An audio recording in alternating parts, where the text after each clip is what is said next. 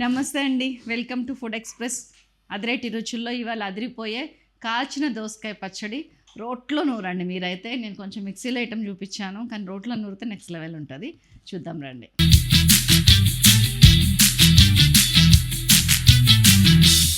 దోసకాయలని మంచిగా పొయ్యి మీద పెట్టి ఇదిగోండి ఇట్లా కాల్చుతున్నానండి. నేను చిన్న చిన్న దోసకాయలు ముద్దుగా ఉంటాయి, పచ్చడికి కూడా బాగుంటాయి. లేదా దోసకాయలు కాలుద్దాం. ఒక 4-5 మినిట్స్ అటు ఇటు తిప్పుకుంటా కాల్చిన తర్వాత దీన్ని ఏం చేస్తారంటే మంచిగా కడిగి చిన్న చిన్న ముక్కలు కట్ చేయండి. దోసకాయలని కాల్చిన తర్వాత కట్ చేసి ఒక పక్కకు పెట్టుకోండి. ఇప్పుడు ఒక పాన్ తీసుకున్నాను, దాంట్లోకి ఒక 2 టేబుల్ స్పూన్స్ పల్లీలు వేసాను. మంచిగా అవి హాఫ్ ఫ్రై అయిన తర్వాత ఒక 3.5 టేబుల్ స్పూన్స్ నువ్వులు, పల్లీలకి డబుల్ నువ్వులు వేయాలి, వేసేసాను. అవి కూడా ఫ్రై అయిన తర్వాత ఈ రెండింటిని ఒక గిన్నెలోకి తీసుకున్నాను. ఆ తర్వాత ఒక 1/2 టీ స్పూన్ ఆవాలు, 1 టీ స్పూన్ జీలకర్ర, 1/2 టీ స్పూన్ మెంతులు, ఇవి కూడా వేసి మంచిగా ఫ్రై చేసి అదే గిన్నెలో వేసేసాను.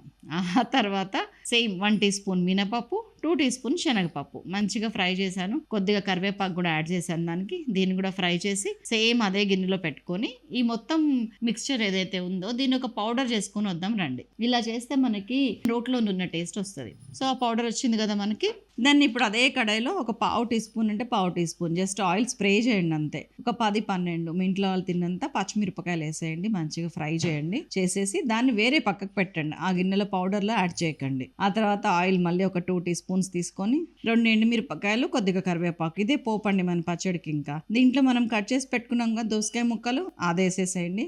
ఒక 1/8 టీ స్పూన్ పసుపు వేసేసి దోసకాయలో ఒక 1/2 టీ స్పూన్ ఉప్పు వేసానండి ఉడకటానికి. దాన్ని ఒక 4-5 నిమిషాలు ఉడకనివ్వండి చాలు. దోసకాయ హాఫే ఉడకాలి, కచ్చపచ్చగానే ఉండాలి దోసకాయ ఉడకటం కూడా. చాలా మంది దీన్ని కాల్చి అలానే గ్రైండ్ చేస్తారండి, కానీ నేను కొంచెం ఉడకబెట్టిన 4-5 మినిట్స్, మీకు ఆ టేస్ట్ అలవాటు ఉందో లేదో అని.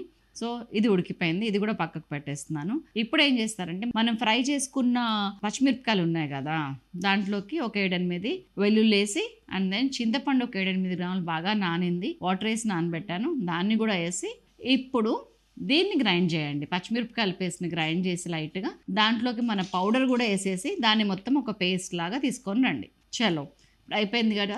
ఇప్పుడు ఈ దోసకాయలు ఏం చేస్తారంటే కొంచెం చల్లారినాక మిక్సీలో పల్స్ తిప్పండి. కోర్స్ గ్రైండింగ్ చక్కగా ఒక్కలు అక్కడక్కడ కనిపిస్తుంటుంది, ఆ గ్రైండ్ అవుతుంది. అండ్ దెన్ మన పేస్ట్ రెడీగా ఉంది. ఈ రెండింటిని కలిపేస్తే మన కాల్చిన దోసకాయ పచ్చడి రెడీ అయిపోయింది. దట్స్ ఆల్ అండి. నెక్స్ట్ లెవెల్ టేస్ట్ ఉంటుంది. లాస్ట్లో కొత్తిమీర ఐటమ్ మర్చిపోకండి దోసకాయలు గ్రైండ్ చేసే ముందు. అంతేనండి, ఇంత సింపుల్. కొంచెం జాగ్రత్త ఓపిక పట్టుకొని చేస్తానండి. అసలు మన చేతిలోనే అమృతాన్ని సృష్టించవచ్చు అనడానికి ఇది బెస్ట్ ఎగ్జాంపుల్. చూసారు కదా, కామెంట్ చేయటం మర్చిపోకండి. మీకు ఏం రెసిపీ కావాలో నాకు కింద అడగండి, నేను చేసేస్తాను. Thank you.